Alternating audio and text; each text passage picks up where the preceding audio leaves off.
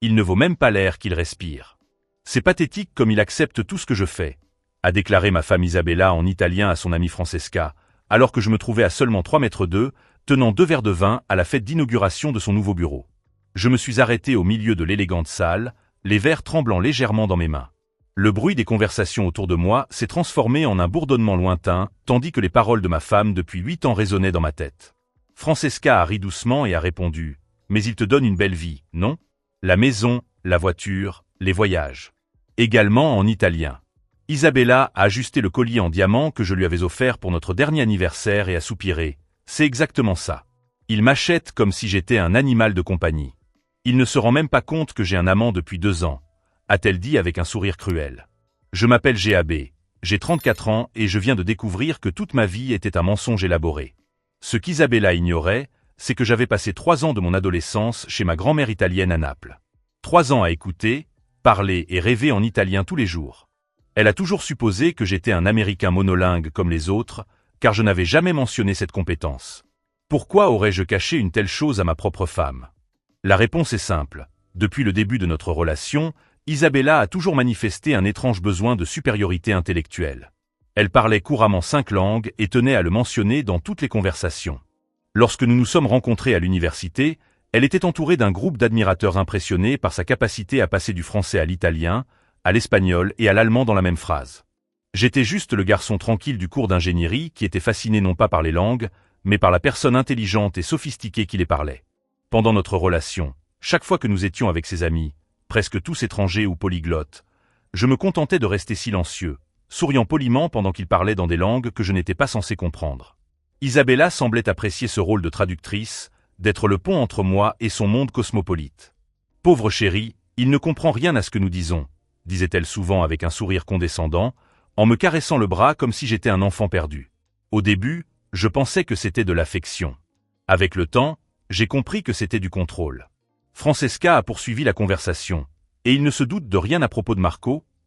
a-t-elle demandé en italien, faisant référence au coach personnel qu'Isabella avait engagé 6 mois auparavant. « Marco ? Bien sûr que non. GAB est tellement naïf qu'il croit toutes les excuses que je lui donne. Je lui ai dit que je devais m'entraîner 5 fois par semaine pour ma santé mentale, dit Isabella en riant et en buvant une gorgée de vin. Je sentis mon estomac se nouer. Les séances d'entraînement supplémentaires. Les week-ends qu'elle passait à rendre visite à sa famille. Les voyages d'affaires qui devenaient de plus en plus fréquents. Tout s'assemblait avec une clarté douloureuse. « Tu n'as pas peur qu'il découvre la vérité ?» demanda Francesca en regardant nerveusement autour d'elle. Isabella secoua la tête avec une confiance excessive. Le découvrir comment? Il arrive à peine à commander à manger dans un restaurant mexicain. De plus, je suis fatigué de faire semblant de m'intéresser à cette vie provinciale. Quand je me lasserai de Marco, je trouverai quelqu'un de mieux et je laisserai mon mari avec la maison et les dettes, dit-elle avec une froideur qui me transperça comme une lame. Je pris une profonde inspiration, m'efforçant de garder un visage impassible. Je m'approchai d'elle d'un pas décidé et tendis le vin à Isabella comme si de rien n'était. « Tiens, ma chérie », dis-je en anglais en l'embrassant sur la joue. Elle me sourit avec la même fausse tendresse que d'habitude. « Merci, mon chéri. Je parlais à Francesca de notre voyage en Toscane le mois prochain, dit Isabella, passant instantanément à l'anglais, jouant le rôle de l'épouse dévouée. Francesca me salua poliment, mais je remarquai le malaise dans ses yeux. Elle savait qu'elle venait de participer à une conversation qui pourrait détruire un mariage, et ma présence la rendait nerveuse. « La Toscane sera incroyable », répondis-je calmement en souriant aux 2 femmes. Isabella a toujours eu un talent particulier pour tout organiser à la perfection. Elle rit, pensant que c'était un compliment sincère. Elle n'avait aucune idée que chaque mot avait une signification bien plus profonde. Pendant qu'elle continuait à discuter avec Francesca en anglais, désormais de sujets superficiels, mon esprit tournait à plein régime. 8 ans de mariage. 8 ans à croire que notre relation était basée sur l'amour et le respect mutuel. 8 ans à être traité comme un idiot commode. Mais Isabella avait commis une erreur cruciale. Elle avait supposé que j'étais ignorant, non seulement en langue, mais en tout. Ce qu'elle ne savait pas, c'est que mon silence avait toujours été stratégique, non par manque d'intelligence, mais par préférence. Pendant qu'elle se construisait une image de supériorité intellectuelle, je construisais ma carrière d'ingénieur en informatique, travaillant silencieusement sur des projets qui rapportaient plus d'argent en un mois qu'elle n'en gagnait en une année entière. Pendant qu'elle collectionnait les langues comme des trophées, je collectionnais des informations, des compétences pratiques et surtout de la patience. Si vous suivez cette histoire et que vous avez l'impression de connaître quelqu'un comme ça dans votre vie, n'oubliez pas de vous abonner à la chaîne pour voir comment les choses peuvent changer lorsque la personne sous-estimée décide de montrer ce dont elle est vraiment capable. Car ce soir-là, en regardant le visage de la femme que j'aimais et qui venait de découvrir qu'elle me méprisait, j'ai pris une décision qui allait changer nos vies pour toujours. Isabella avait passé des années à me sous-estimer, à parler de moi comme si j'étais un objet inanimé, à planifier mon avenir à mon insu et sans mon consentement. C'était maintenant à mon tour de planifier le sien. Les 2 heures qui ont suivi lors de cette fête se sont transformées en une leçon magistrale sur la façon dont ma femme était devenue une experte en manipulation. J'ai observé Isabella circuler dans la salle comme une actrice sur sa scène préférée, passant d'un groupe de personnes à l'autre, chaque conversation soigneusement calibrée pour projeter l'image qu'elle souhaitait. Avec ses collègues américains, elle était l'épouse dévouée qui se souciait de ma carrière. Avec les Européens, elle était l'intellectuelle sophistiquée prisonnière d'un mari provincial. GAB travaille tellement qu'il n'a presque pas le temps d'apprendre de nouvelles choses. L'ai-je entendu dire à un groupe d'architectes français, en riant d'un air apparemment affectueux. Je lui dis toujours qu'il doit élargir ses horizons, mais vous savez comment sont les ingénieurs américains. Tout le monde a ri poliment, tandis que je faisais semblant de ne pas comprendre la blague faite à mes dépens. Francesca s'est approchée de moi pendant qu'Isabella était distraite par une conversation avec le directeur du nouveau bureau. « Votre mari semble très détendu », m'a-t-elle dit en italien, pour vérifier que je ne comprenais vraiment pas. J'ai souri vaguement et j'ai répondu en anglais. « Désolé, je ne parle pas italien. Pouvez-vous répéter en anglais ?»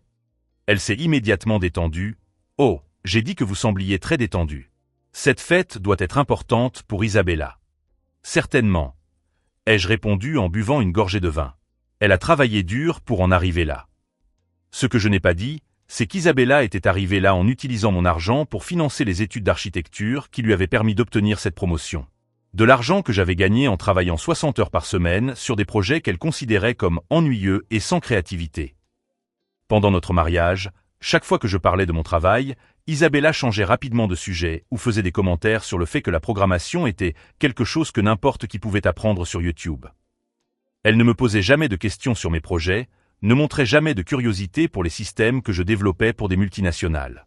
Pour elle, mon travail n'existait que comme un moyen de financer le style de vie qu'elle voulait maintenir. Je me suis souvenu de la dernière fois où j'avais essayé de partager une réussite professionnelle avec elle. Je venais de conclure un contrat de 2 ans pour développer un système de sécurité bancaire qui me rapporterait une commission à 6 chiffres. « C'est merveilleux, mon amour », m'avait-elle répondu sans lever les yeux de son téléphone. « Tu peux transférer un peu plus d'argent sur mon compte ce mois-ci ? Je veux suivre ce cours d'histoire de l'art à Florence. » Pas de félicitations. Pas de questions sur le projet. Juste une demande immédiate pour utiliser l'argent que j'avais gagné. Maintenant, en la regardant briller sous l'attention des invités, je comprenais que notre dynamique n'avait jamais été une question de partenariat. C'était une question de commodité. Isabella s'est approchée de moi à nouveau, cette fois accompagnée de Marco. Oui, Marco. Le coach personnel qui était censé l'aider à améliorer sa santé mentale. Il était exactement comme je l'avais imaginé. Grand, bronzé, avec ce genre de confiance superficielle qui vient de muscles bien dessinés et de peu de responsabilités réelles. Il portait une chemise blanche trop moulante et souriait avec une familiarité qui m'a fait serrer les poings involontairement. « GAB, voici Marco », a dit Isabella en anglais, en posant sa main sur son bras d'une manière qui dépassait clairement les limites professionnelles. « C'est le coach personnel dont je t'ai parlé. » Marco m'a tendu la main avec une poignée de main trop ferme. « Ravi de te rencontrer enfin, mec. Isabella parle beaucoup de toi. »« J'en suis sûr, » répondis-je en gardant un ton neutre. « Il a complètement transformé ma condition physique, » ajouta Isabella en regardant Marco avec une admiration évidente. 5 séances par semaine peuvent sembler excessives pour certaines personnes, mais les résultats en valent la peine. 5 séances par semaine. Chacune coûtait $150. 750 $ par semaine pour que ma femme s'entraîne avec son amant. Isabella est l'une de mes élèves les plus assidues, a déclaré Marco, et j'ai remarqué qu'il évitait d'utiliser le mot « cliente ». Elle fait vraiment des efforts pour atteindre ses objectifs. Oh, je suis sûr qu'elle fait des efforts. Ils ont continué à parler des exercices fonctionnels et de souplesse, utilisant autant de métaphores à double sens que n'importe quelle personne un tant soit peu attentive aurait compris le sous-entendu. Mais apparemment, j'étais censé être le mari naïf qui ne remarquait rien. Francesca s'est jointe au groupe et la conversation est naturellement revenue à l'italien. « Marco, tu sembles en excellente forme », a déclaré Francesca. « Isabella m'a dit que vous aviez beaucoup travaillé ensemble. » Marco Harry, nous formons une très bonne équipe. Isabella a une endurance impressionnante. Isabella rougit légèrement. Marco m'a appris que je peux aller beaucoup plus loin que je ne l'imaginais. Il me montre des positions que je n'avais jamais essayées auparavant. Il parlait littéralement de sexe devant moi, utilisant l'italien comme code secret. Francesca me regarda nerveusement, mais Isabella se contenta de sourire avec assurance. Ne t'inquiète pas. Comme je te l'ai dit, il ne comprend rien. Vous ne vous voyez qu'à la salle de sport? Demanda Francesca, clairement mal à l'aise avec la tournure que prenait la conversation. Oh non, répondit Marco. Isabella vient chez moi 3 fois par semaine pour des séances privées plus intenses. Elle aime travailler dans un environnement plus intime. Isabella Harry, les séances privées sont nettement plus efficaces. Je peux me concentrer pleinement sur ce que Marco m'enseigne sans distraction extérieure. J'ai pris une profonde inspiration, m'efforçant de garder un visage amical alors qu'il discutait ouvertement de cette liaison extra-conjugale en ma présence. Et votre mari ne voit pas d'inconvénient à toutes ces séances supplémentaires? A demandé Francesca. Isabella me regarda avec ce même sourire condescendant. GAB est très compréhensif. Il veut ce qu'il y a de mieux pour moi, même si cela signifie moins de temps ensemble à la maison. De plus, il est tellement absorbé par son travail qu'il remarque à peine mon absence. C'est vrai, ajouta Marco. Isabella m'a dit que vous meniez pratiquement des vies séparées. Cela doit être pratique pour tout le monde. Pratique. Ce mot résonna dans mon esprit. Toute notre vie était devenue une question de commodité pour Isabella. Commodité financière, commodité sociale, commodité émotionnelle. J'étais le mari fonctionnel qui lui permettait de vivre la vie qu'elle voulait sans assumer aucune responsabilité réelle. La conversation se poursuivit pendant quelques minutes, Marco et Isabella rivalisant pour voir qui serait le plus explicite sans utiliser de mots littéraux. Ils décrivirent des séances d'étirement prolongées, des exercices qui les épuisaient tous les deux et des techniques spéciales que Marco avait apprises en Europe. Francesca s'est finalement excusée et s'est éloignée, visiblement gênée. Isabella et Marco n'ont même pas remarqué son départ, perdus dans leur propre bulle d'auto-indulgence. C'est alors que j'ai réalisé quelque chose que j'aurais dû remarquer des années auparavant. Isabella n'était pas seulement infidèle. Elle était cruellement calculatrice. Tout dans cette conversation avait été orchestré. La présence de Marco à la fête. La conversation en italien. La description explicite de leur liaison. Elle voulait que je le sache, même si elle pensait que je ne comprenais pas. C'était du pouvoir. Du pouvoir sur moi, du pouvoir sur la situation, le pouvoir de mener 2 vies complètement différentes sans conséquence. Elle tirait une satisfaction sadique du fait de me trahir ouvertement, protégé uniquement par l'hypothèse que j'étais trop ignorant pour comprendre. Marco a finalement pris congé, embrassant Isabella sur la joue un peu trop longuement avant de me serrer à nouveau la main. Ce fut un plaisir de te rencontrer, mec. Je suis sûr qu'on se reverra bientôt. Après son départ, Isabella s'est tournée vers moi avec une énergie renouvelée. N'était-ce pas génial de rencontrer Marco en personne? Il est exactement comme je l'avais décrit. Il semble être une personne intéressante, ai-je répondu calmement. Vous vous entendez clairement très bien tous les deux. Oh oui, dit-elle, les yeux brillants. Il comprend vraiment ce dont j'ai besoin. Je suis sûr qu'il comprend. Nous avons passé 1 heure de plus à la fête. Isabella continuant à jouer le rôle de l'épouse sociable tandis que je souriais et faisais les commentaires attendus. Mais quelque chose de fondamental avait changé en moi. Pendant 8 ans, j'avais interprété le comportement contrôlant d'Isabella comme une confiance excessive ou une insécurité déguisée. J'avais rationalisé ses critiques subtiles comme du perfectionnisme. J'avais accepté d'être traité comme un accessoire financier parce que je croyais qu'elle m'aimait, même si elle avait du mal à le montrer. Maintenant, je voyais la vérité crue. Isabella me méprisait. Ce n'était pas seulement sa trahison physique avec Marco qui me blessait. C'était la révélation que, pour elle, j'étais si insignifiant qu'elle pouvait discuter ouvertement de notre humiliation conjugale en ma présence, protégée uniquement par son arrogance verbale. Elle avait construit toute une vie en partant du principe que j'étais trop simple pour m'en rendre compte, trop passif pour réagir et trop dépendant pour la quitter. Sur le chemin du retour, Isabella a bavardé à propos de ses collègues, de ses opportunités futures, de ses projets pour les semaines à venir. Elle a mentionné en passant qu'elle aurait besoin de plus de séances d'entraînement avec Marco pour maintenir ses progrès. J'ai acquiescé au bon moment, j'ai murmuré des approbations appropriées, j'ai joué le rôle du mari compréhensif. Mais intérieurement, une partie de moi calculait.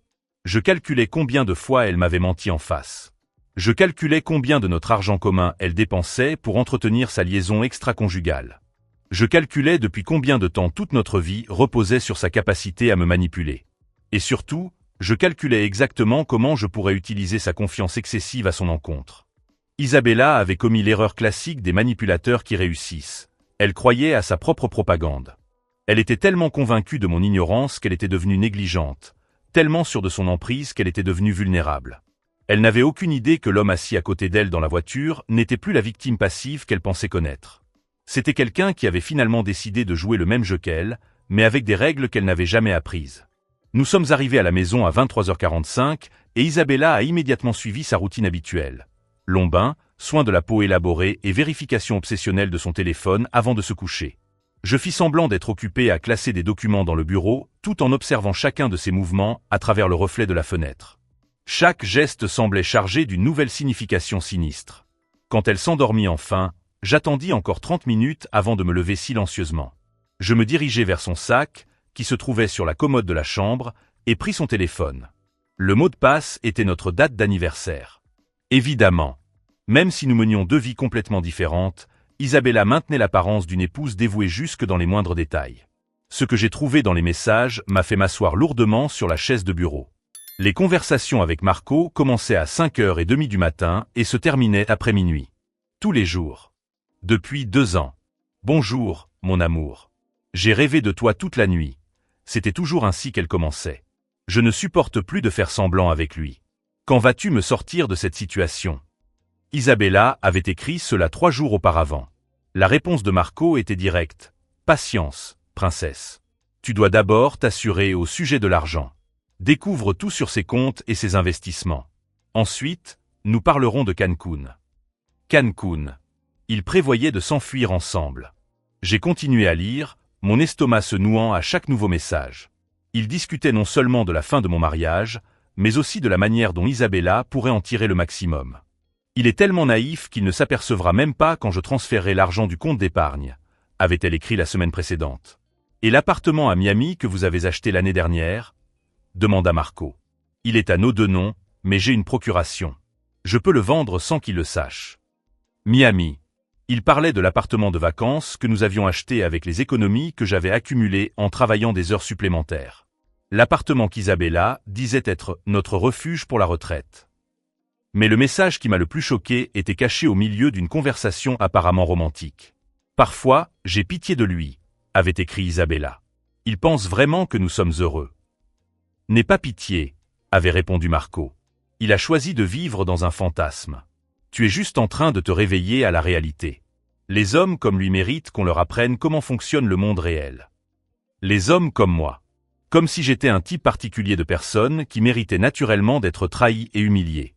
J'ai photographié les messages les plus compromettants avec mon propre téléphone, en prenant soin de ne laisser aucune trace. Puis j'ai remis son appareil exactement à la même place.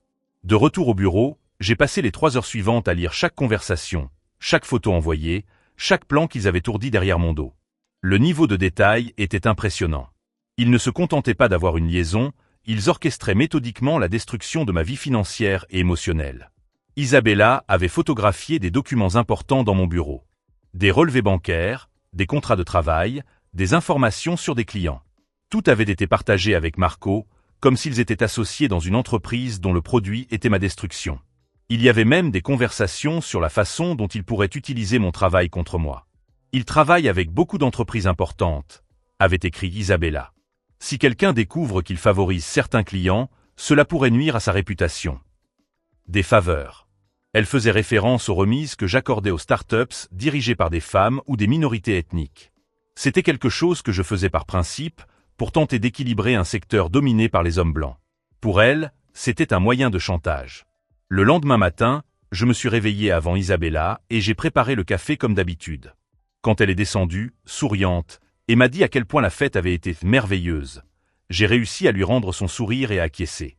Marco semble être une personne intéressante. Ai-je commenté avec désinvolture, en beurrant mon toast. Oh oui, a-t-elle répondu, les yeux légèrement brillants. Très professionnel. Je pense que tu l'aimerais bien si vous discutiez davantage. J'aimerais bien. Bien sûr. On pourrait peut-être l'inviter à dîner un de ces jours, ai-je suggéré, observant sa réaction. Isabella a failli s'étouffer avec son café, je ne pense pas que ce soit nécessaire. Notre relation est strictement professionnelle. Strictement professionnelle. Ces mots m'ont presque fait rire. Après qu'elle soit partie travailler, entre guillemets, car je doutais désormais de l'endroit où elle passait réellement ses journées, j'ai appelé mon frère Danny. Danny vivait à Chicago et travaillait comme avocat spécialisé dans les divorces conflictuels. Nous nous parlions au moins une fois par semaine, mais je ne lui avais jamais mentionné de problème dans mon mariage. Pour lui, Isabella et moi formions le couple parfait. GAB. Quelle surprise! D'habitude, tu appelles le dimanche, m'a-t-il répondu de sa voix enjouée habituelle. Danny, j'ai besoin d'un service. Un service professionnel. Suis-je allé droit au but? Il y a eu un silence. Tout va bien. Je vais être honnête avec toi. J'ai découvert qu'Isabella avait une liaison. Depuis 2 ans. Et il prévoit de me laisser sans rien. Le silence de l'autre côté de la ligne a duré près de 30 secondes. Mon Dieu, GAB. Tu en es sûr? Je lui ai parlé de la fête, des conversations en italien, des messages que j'avais trouvés. Danny m'a écouté sans m'interrompre, posant des questions précises et prenant des notes. Premièrement, tu as bien fait de tout documenter, a-t-il finalement déclaré. Deuxièmement, je dois te prévenir, Isabella est peut-être en train de commettre plusieurs délits. Fraude conjugale, planification de vol, utilisation abusive d'une procuration. Cela va bien au-delà d'un simple divorce. Que me conseilles-tu de faire? Pour l'instant, continuez à faire semblant de ne rien savoir. Mais j'ai besoin de vous ici à Chicago ce week-end. Nous allons nous réunir avec mon équipe et élaborer une stratégie complète. Et GAB? Je vous écoute. Cette situation peut devenir très grave très rapidement. Préparez-vous psychologiquement au fait que, lorsque tout cela sera terminé, votre vie sera complètement différente. J'ai raccroché le téléphone et je suis resté à regarder par la fenêtre du bureau. Danny avait raison. Il n'y avait pas de retour en arrière possible. Le mariage que je croyais avoir existé n'avait jamais été réel. La femme que j'aimais était une version éditée, créée spécifiquement pour me manipuler. Mais alors que j'étais là, à assimiler l'ampleur de la trahison, j'ai remarqué quelque chose d'intéressant. Pour la première fois depuis des années, je ne ressentais pas le besoin de plaire à qui que ce soit. Tout au long de notre relation, je m'étais adapté au goût d'Isabella, à ses attentes, à son emploi du temps. Je me demandais toujours si elle était satisfaite, si elle était heureuse, si elle avait besoin de quelque chose. Maintenant que je savais que tout n'était qu'une mise en scène, je me sentais étrangement libéré. J'ai passé le reste de l'après-midi à faire des recherches sur les droits conjugaux dans l'État, sur la manière de protéger ses biens en cas de divorce frauduleux, sur les détectives privés spécialisés dans les cas d'infidélité. Quand Isabella est rentrée à la maison à 20h, 2 heures plus tard que prévu, je regardais tranquillement la télévision. Désolé d'être en retard, mon amour. Marco a insisté pour faire quelques séances supplémentaires aujourd'hui, m'a-t-elle dit en m'embrassant sur le front. Bien sûr, pas de problème. Ai-je répondu sans détourner les yeux de l'écran. Tu as l'air fatigué. Oui, je le suis. Ces exercices sont plus intenses que je ne l'imaginais. J'en suis sûr. Elle est montée prendre une douche en fredonnant une chanson italienne que je ne connaissais pas. Quand j'ai entendu la douche s'allumer, j'ai pris mon téléphone et envoyé un message à Danny. Confirme Chicago pour samedi. Et Danny? Merci de m'avoir écouté. La réponse est venue immédiatement. C'est à ça que servent les frères. On va régler ça ensemble. Pour la première fois en 48 heures, j'ai souri sincèrement. Isabella pouvait avoir Marco, leurs conversations en italien et leurs plans élaborés. Elle pouvait sous-estimer mon intelligence et traiter notre mariage comme un jeu où elle détenait toutes les cartes. Mais elle avait commis une erreur fondamentale, supposer que je resterais passif indéfiniment. Pendant qu'elle chantait dans la salle de bain, probablement en rêvant de Cancun et de sa nouvelle vie, j'étais en bas, commençant à construire méticuleusement sa ruine. Car si Isabella voulait jouer, j'étais enfin prêt à lui montrer comment le jeu fonctionnait vraiment. Et contrairement à elle, je n'avais pas besoin d'un partenaire pour gagner. En fait, j'avais quelque chose de bien mieux, du temps, de l'intelligence et maintenant, enfin, de la motivation. Ce qu'elle avait interprété comme de la faiblesse pendant toutes ces années n'était que de la patience accumulée. Et ma patience venait de trouver son utilité. Le voyage à Chicago samedi s'est transformé en l'expérience la plus révélatrice de ma vie d'adulte. Danny m'a retrouvé à l'aéroport avec un volumineux dossier sous le bras et une expression mêlant détermination et inquiétude fraternelle. Pendant le trajet jusqu'à son bureau, il m'a expliqué qu'il avait passé la nuit à rechercher des précédents juridiques pour des cas similaires. GAB, ce que fait votre femme n'est pas seulement une trahison conjugale, m'a-t-il dit en conduisant dans les rues animées du centre-ville. C'est une conspiration en vue de commettre une fraude, un abus de procuration et un projet de vol. Dans l'Illinois, cela pourrait donner lieu à des poursuites pénales. Dans son bureau, une équipe de 3 personnes nous attendait. Sarah, spécialiste en enquête numérique, Marcus, détective privé avec 30 ans d'expérience, et Elena, avocate spécialisée dans les crimes financiers conjugaux. Commençons par l'évidence, a déclaré Sarah en ouvrant son ordinateur portable. J'ai besoin d'accéder aux comptes joints, aux mots de passe des emails, aux réseaux sociaux. Tout ce que vous pouvez obtenir sans enfreindre la loi. J'ai passé les 2 heures suivantes à fournir des informations dont je ne soupçonnais même pas l'existence. Mots de passe partagés, coordonnées bancaires, emploi du temps détaillé d'Isabella, numéro de téléphone de toutes les personnes impliquées. Marcus m'a posé des questions auxquelles je n'avais jamais pensé. A-t-elle des habitudes particulières en matière d'horaire? Des endroits qu'elle fréquente régulièrement? Des personnes qui pourraient servir de témoins? Tout en répondant, je me suis rendu compte à quel point ma passivité pendant toutes ces années avait été, ironiquement, un outil parfait pour recueillir des informations. Je connaissais chaque détail de la vie d'Isabella parce que j'étais toujours attentif alors qu'elle me considérait comme insignifiant. Elena a pris des notes minutieuses. Le fait que vous soyez marié sous le régime de la communauté partielle signifie que tout transfert important d'argent à votre insu constitue une fraude. Et si nous parvenons à prouver qu'elle a délibérément planifié cela? Nous y sommes parvenus, a interrompu Sarah en regardant l'écran de l'ordinateur. Elle a laissé des traces numériques partout. Au cours des 40 minutes qui ont suivi, nous avons regardé Sarah démanteler systématiquement la vie numérique d'Isabella. Des emails supprimés mais récupérables.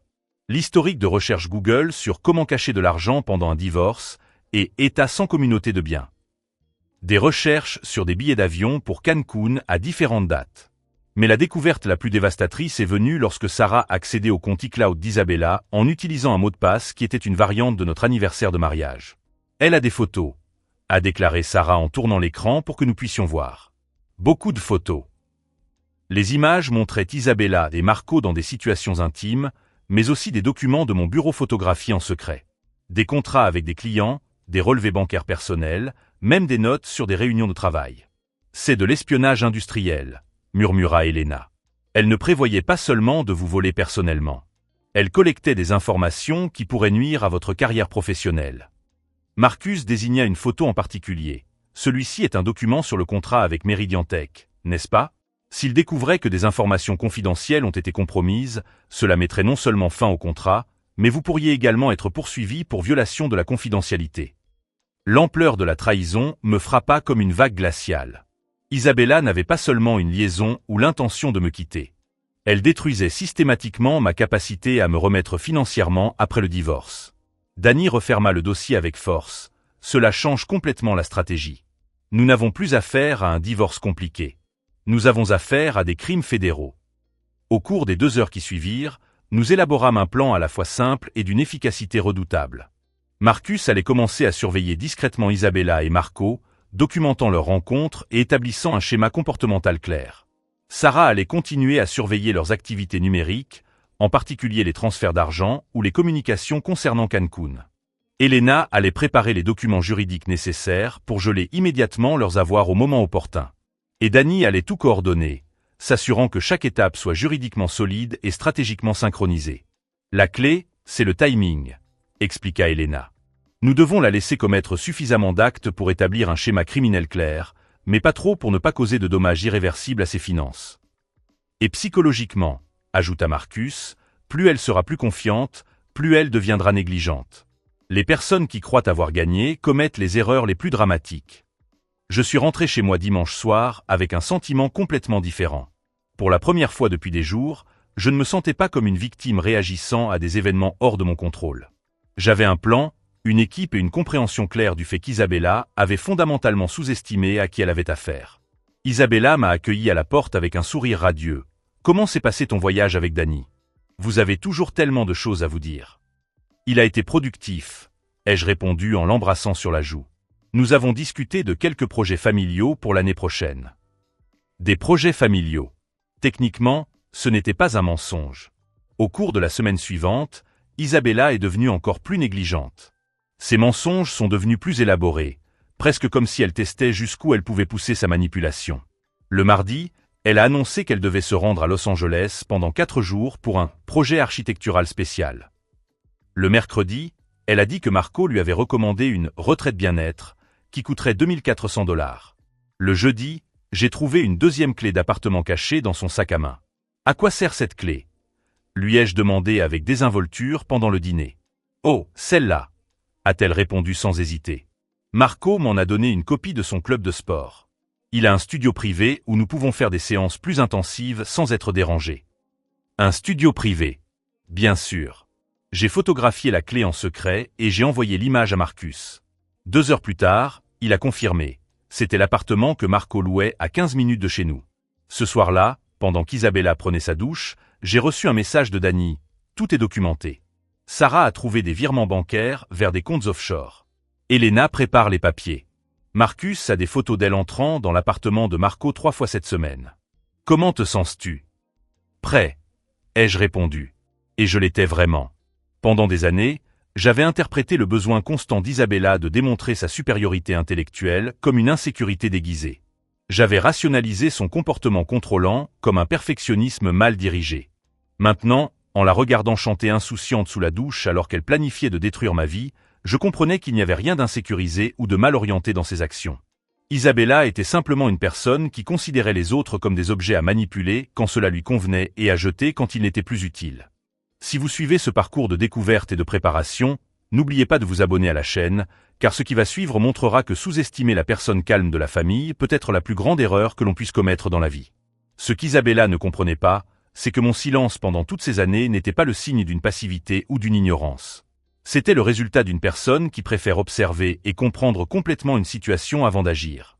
Et maintenant, enfin, j'avais suffisamment observé. Le vendredi matin, alors qu'elle se préparait pour une nouvelle session intensive avec Marco, j'ai ouvert mon ordinateur portable et j'ai commencé à mettre en œuvre la deuxième phase du plan. Isabella avait passé 2 ans à me sous-estimer, croyant que son intelligence linguistique la rendait supérieure à tous égards. Elle était sur le point de découvrir la différence entre connaître les langues et comprendre la stratégie. Et cette différence allait changer nos vies pour toujours. Le lundi matin, Isabella annonçait son voyage d'affaires à Los Angeles qui devait durer 4 jours.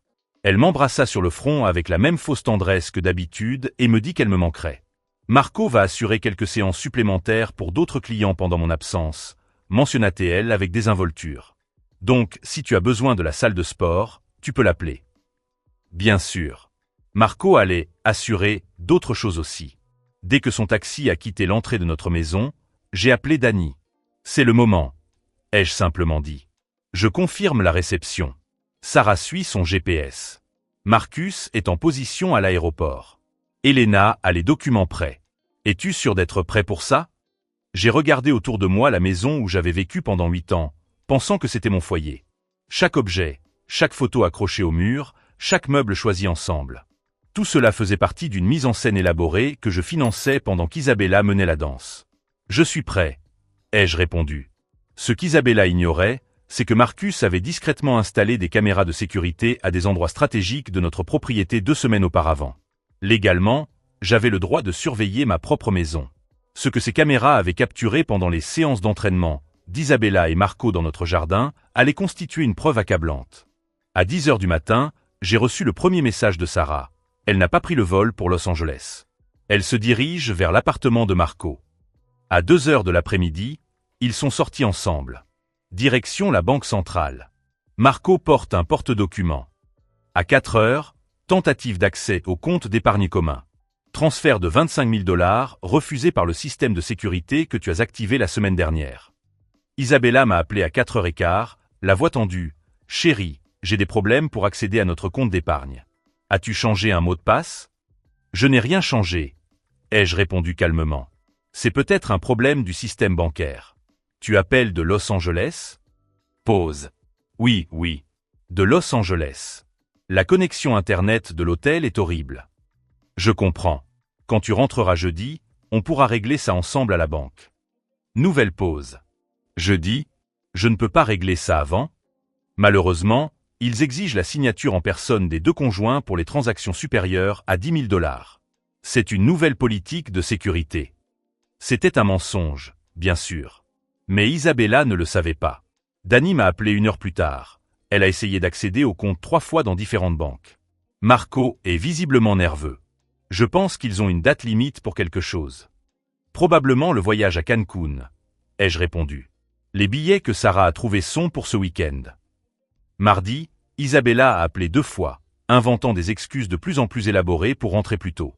Mercredi, elle s'est simplement présentée à la porte à 7 heures du soir, 4 heures avant l'heure qu'elle avait annoncée. Chérie, quelle surprise, ai-je dit en ouvrant la porte. Je pensais que tu ne rentrerais que demain. Le projet s'est terminé plus tôt, a-t-elle répondu rapidement, les yeux scrutant la pièce comme si elle cherchait des preuves que j'avais découvert quelque chose. Et tu m'as manqué. Isabella a passé les 2 heures suivantes à essayer d'accéder discrètement à nos documents financiers dans le bureau. J'ai fait semblant de regarder la télévision tout en observant chacun de ses mouvements à travers le reflet de l'écran. Le jeudi matin, elle était visiblement agitée. Marco a appelé 3 fois avant 9 heures. À chaque fois, elle a répondu en chuchotant en italien depuis la salle de bain. Il se doute de quelque chose, l'ai-je entendu dire lors du 3e appel. Hier soir, il était bizarre, très attentionné. Et je n'ai pu accéder à aucun compte. Marco a répondu quelque chose que je n'ai pas complètement compris, mais j'ai saisi les mots « Cancun » et « demain ». C'est alors que j'ai pris ma décision finale. À 2 heures de l'après-midi, pendant qu'Isabella faisait ses courses, j'ai appelé Danny et lui ai dit « Activez tout. C'est maintenant ou jamais ». À 3h15, Isabella a reçu un appel qui a changé sa vie pour toujours. C'était Elena, qui s'est présentée comme enquêtrice du département des crimes financiers de l'État. Elle a informé Isabella qu'elle faisait l'objet d'une enquête pour fraude conjugale, utilisation abusive d'une procuration et complot en vue de commettre un vol. Isabella est devenue blanche comme un linge. « Il doit y avoir une erreur », a-t-elle dit d'une voix tremblante. « Je ne sais pas de quoi vous parlez. » Elena lui a calmement expliqué qu'il disposait de preuves photographiques, de communications numériques et de documents bancaires attestant d'activités criminelles. Isabella avait 48 heures pour se présenter avec un avocat. Quand Isabella raccrocha, ses mains tremblaient tellement qu'elle pouvait à peine tenir le téléphone. « GAB », dit-elle en se tournant vers moi. « Je pense que quelqu'un essaie de me faire porter le chapeau dans une affaire financière. Il raconte des absurdités sur une fraude conjugale. » Je l'ai regardé avec la même expression neutre que j'avais gardée pendant toutes ces années. « C'est terrible, mon amour. C'est certainement un malentendu. Je dois appeler Marco, a-t-elle dit en se dirigeant vers le téléphone. « Marco ?» ai-je demandé. « Pourquoi appellerais-tu ton entraîneur personnel pour un problème juridique ?» Isabella s'est arrêtée en chemin. Pour la première fois en 8 ans de mariage, je n'avais pas de réponse toute prête. « Il connaît un bon avocat », a-t-elle bégayé. À ce moment-là, j'ai décidé que j'avais assez faim l'ignorance. « Isabella », ai-je dit calmement en me levant de mon fauteuil. « Assieds-toi. » Quelque chose dans mon ton la fit obéir immédiatement. « Depuis combien de temps Marco et toi prévoyez-vous de vous enfuir à Cancun avec mon argent ?» demandai-je en portugais. Elle cligna des yeux, perplexe. « De quoi parles-tu » ? Je suis passé à l'italien. Depuis combien de temps pensez-vous que je suis assez idiot pour ne pas me rendre compte que vous me volez ? Isabella est devenue livide. « Vous parlez italien » a-t-elle murmuré. « Couramment » ai-je répondu, toujours en italien. Tout comme j'ai compris chaque mot que vous avez dit à mon sujet lors de la fête d'entreprise. À quel point je suis pathétique. À quel point tu m'achètes comme un animal de compagnie. À quel point tu prévois de me laisser avec des dettes. Isabella se leva en titubant, s'agrippant au dossier du canapé. « GAB, je peux t'expliquer. »« Assieds-toi » ordonnai-je, cette fois en anglais, avec une fermeté qui la fit obéir instantanément. J'ai ouvert mon porte-documents et posé une pile de documents sur la table basse. Des photocopies de vos messages avec Marco au cours des 2 dernières années. Des photos de vous entrant et sortant de son appartement. Des relevés bancaires montrant les 2400 $ que vous dépensez chaque mois pour vos séances d'entraînement. Des documents attestant de vos tentatives d'accès à nos comptes joints cette semaine. Isabella regardait les papiers comme s'il s'agissait de serpents venimeux. Et le meilleur pour la fin, ai-je poursuivi, la preuve que tu as photographié des documents confidentiels de mes clients pour les utiliser à des fins de chantage. Ce n'est pas seulement une trahison conjugale, Isabella. C'est de l'espionnage industriel. C'est un crime fédéral. Elle se mit à pleurer, mais ce n'était pas des larmes de regret. C'étaient des larmes de colère d'avoir été découverte. « Tu ne comprends pas », dit-elle entre 2 sanglots.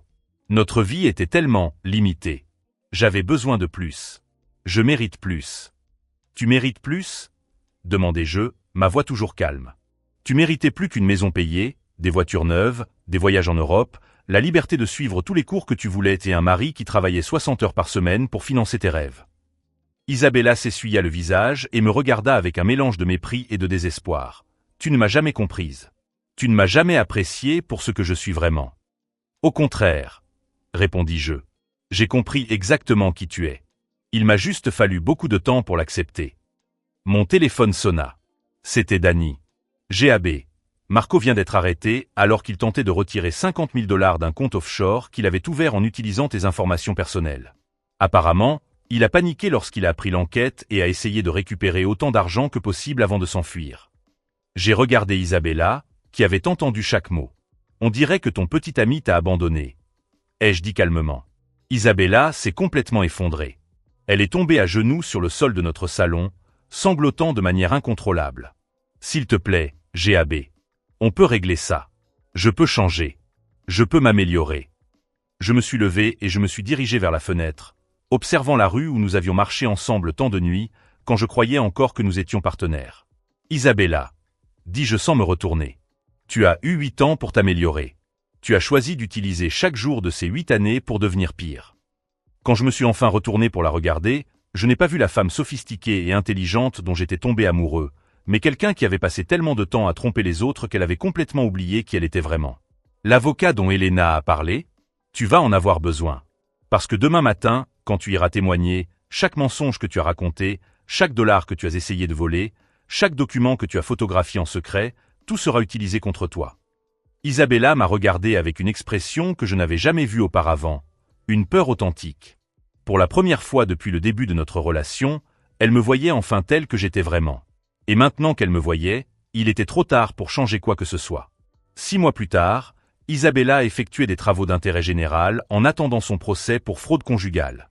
Marco, il a été expulsé après avoir avoué le stratagème afin de réduire sa peine. J'ai trouvé un emploi dans une entreprise internationale où mes compétences linguistiques étaient enfin valorisées. Ironiquement, Isabella a toujours critiqué ma façon simple de voir la vie, mais c'est précisément cette simplicité qui m'a sauvé. La maison, je l'ai vendue et j'ai acheté un appartement plus petit, plus confortable. Les économies qu'elle a tenté de voler étaient en sécurité, protégées depuis le premier jour de l'enquête. Danny me rend souvent visite. Nous rions du fait qu'Isabella se considérait toujours comme plus intelligente, mais qu'elle a complètement sous-estimé la force de ceux qui préfèrent observer avant d'agir. La leçon à en tirer ? Ne confondez jamais le silence avec la faiblesse. Les personnes les plus dangereuses sont celles que vous pensez inoffensives. Si cette histoire vous a inspiré, abonnez-vous à la chaîne. Nous avons beaucoup d'autres cas de vengeance épique où des personnes sous-estimées montrent leur véritable pouvoir. Dernière mise à jour, Isabella m'a demandé pardon par lettre. Je lui ai répondu en italien, certaines trahisons ne méritent pas le pardon, seulement des conséquences. La vie est bien meilleure quand on arrête de prétendre être moins que ce que l'on est réellement. Это такие города для детей, ты платишь за вход 2000 рублей, как будто дорого, но дальше, внутри, весь день ребенок, вот все аттракционы его, он все делает, все, что хочет делает. Я тоже думала, когда сказали, что это как Диснейленд, я думала, что там ты платишь за вход и все. Нет, ты заплатил за вход, заплатил за парковку, ну, если парковка, а потом ты начинаешь платить за каждый следующий чип. И это как будто бы там люди по 20 тысяч оставляют. О, Это приятно. а что по поводу сказки скажешь? Что за сказка? Тоже какой-то парк аттракционов якобы скинули нам. А я даже не слышал. Я хочу слышала канатную дорогу, например. Есть прикольная дорога. Короче, если вам нравится с точки зрения интересного транспорта, могу предложить это вот монорельс на ВДНХ.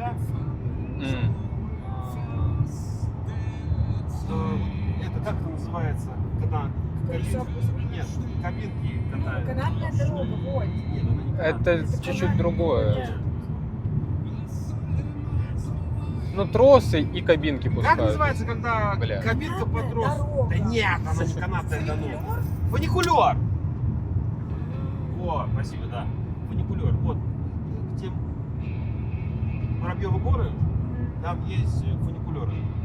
Через Москву это реки, я вот это, да. А колесо обозрения у вас на ВДНХ? У нас их много. Ну, самое большое в Европе вроде, да, они там какой-то забабахали. Да, на ВДНХ пойду. Мы еще хотели на днях съездить на Зарядье. Я помню, как ты показывал ночью А мы можем прямо сейчас туда поехать. и говорил, что типа ты там что-то делал, строил тоже. Есть. Ну вот. Там вообще красиво, жесть. Сверху это обычный парк, вот там весь прикол именно внизу, внутри, что А. внизу.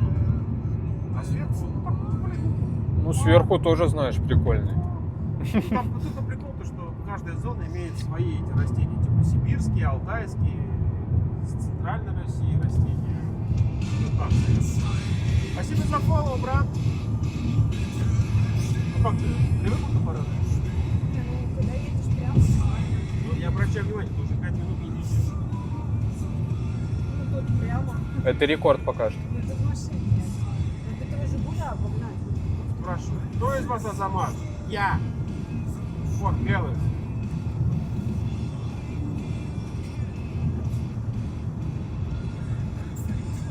В Махачкалу. Азамат, а Ой, ты далеко. был за свои 40 на 7-м небе? Я знаю небо в Солнцево, а 7-е небо не слышал.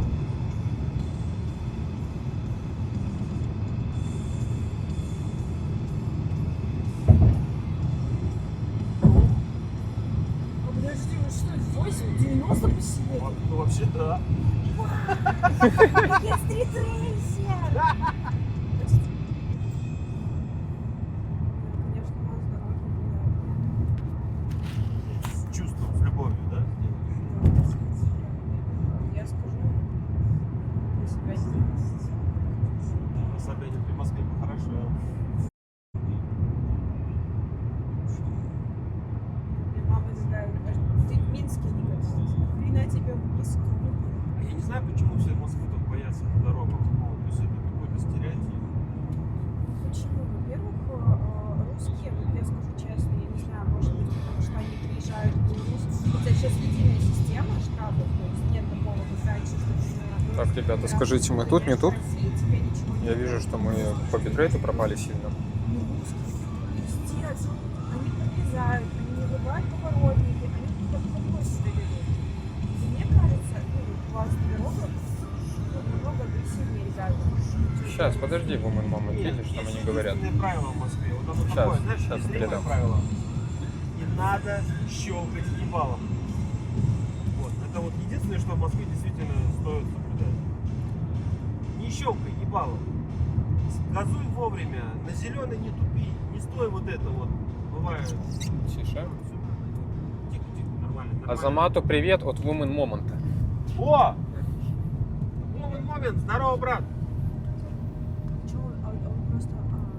Ты хоть покажись, это мы хз, тут ты или нет. Да мне не видно будет, видите? Мне одни зубы видно. И глаза. И то глаза даже не у видно. вас движение очень